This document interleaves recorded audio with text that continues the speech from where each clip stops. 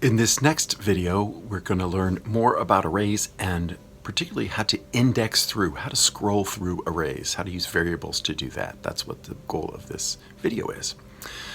We start as always by double-clicking on the terminal, and then we go cd desktop, cd code.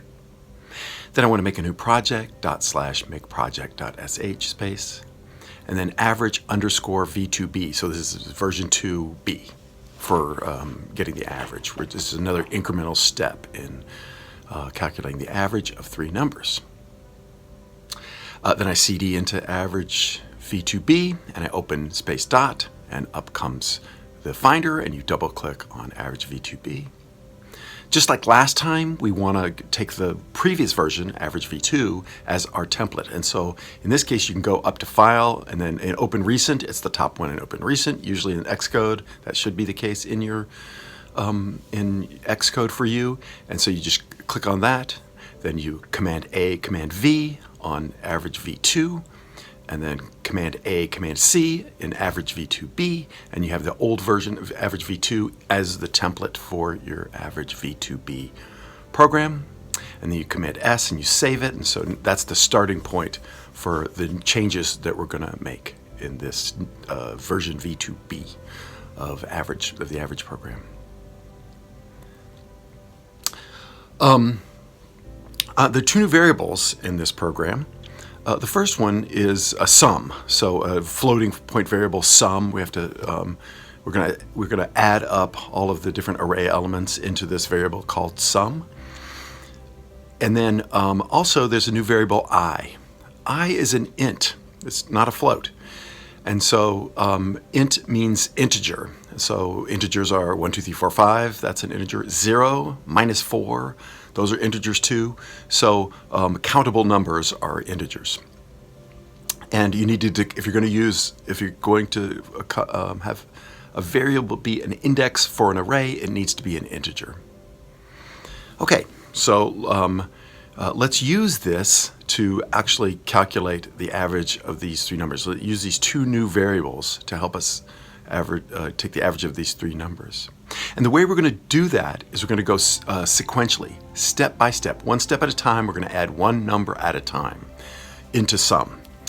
The reason for that, again, you just have to wait till later versions to get the final punchline to all these things. This is still an interim solution, right? But we're going to be three summing steps. The average is then just going to be sum divided by 3, not A0 plus A1 plus A2, that kind of thing. So the first step is we have to initialize both sum and I to 0. So at the top of this computational part, we're going to just initialize them to 0. Then we're going to do the following. We're going to say sum equals sum plus A sub I. What does that mean? How can sum equal sum? The way that coding works and the way that C as a programming language works is that the left side is the new value of the left side of the equation sign is the new value, and the right side of the equation value is the old value. So what sum equals sum plus A sub I means, take the old value of sum, in this first case it's 0, add A sub 0, because I is also 0, add A sub 0, that's 3, and put it back into sum. So now sum will have the value of 3 the first time we run through it. The same is true for the line right below that. I equals I plus 1. I is 0, add 1 to it. Now I has a value of 1. In this program, I added another printf statement. This is an interim printf statement. It's not the end average is equal to whatever, right? I wanted to look at the values I and sum as I go through to give myself insight into what exactly I'm doing. And so here I printf just %d and %f \n. %d stands for decimal, so base 10, right?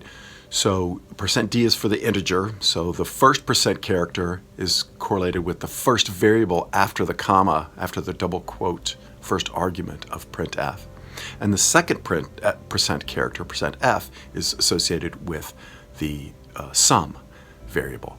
The thing is the type of variable and the type of percent character has to match. If it doesn't, it's going to get an error or give you 0 or something weird.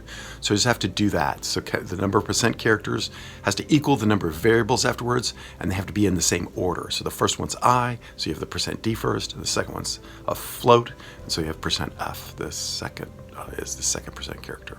That's how that works. Okay, so we've added the first number. And we've also incremented I, right? So then all I have to do is I have to take that little section of code and cut and paste it. So I cut it, I highlight it, I Command C, and I go down below it and I Command V, and I have the second one. I changed the comment there to sort of say, to indicate as such. I didn't change the code at all. I didn't change those 3 lines at all. It's just going to, now I is 1. Sum has a value of 3, and I'm going to add 5 to sum, so now sum's going to have a value of 8, and I is going to get, after that, I is going to get incremented to 2 and so forth. And then I have to copy it yet a third time, so to make a third summing. So it's the second copy, so I could just Command V again. Underneath, it's already on the clipboard, and I get the same answer, and so I can add the third number that way with the same exact 3 lines. The average value is just sum divided by 3. That's easier. So by adding a new variable sum, we've made the equation for average easier. That looks nice. So it's starting to get more scalable. I'm starting to see this algorithm might be more scalable. That's good news, right? And then when you go, so I save that, Command S, I save it. I go back to the terminal. I compile it, GCC space average underscore v2b.c space dash lowercase o space average underscore v2b. Then I run it back dot / average underscore v2b.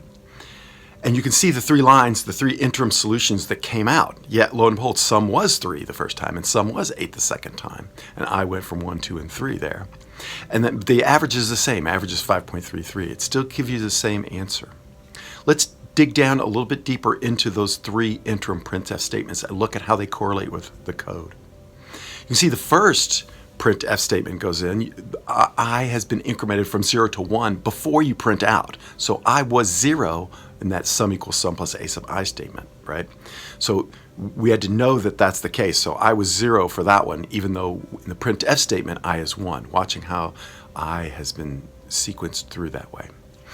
And then the second printf statement, sum is 8 and I is 2. And the third printf statement, sum is 16, 8 plus 8, the a sub 2 is 8, and then I gets to 3. So I went beyond 0 to 2 because it incremented beyond that array element in that last step there. So this is the lesson, this is what this video lesson was about, to learn about linear sequential programming, seeing as we scroll through from the top of the program to the bottom of the program, what the evolution of different variables, what their contents with each passing command happens to them, what happens to each of these variables, sum and I in particular. And so printf can be a really good diagnostic tool for you if you don't understand what's going on in a program. The liberal use of printf statements can help you diagnose what a mistake you might have made in your programming.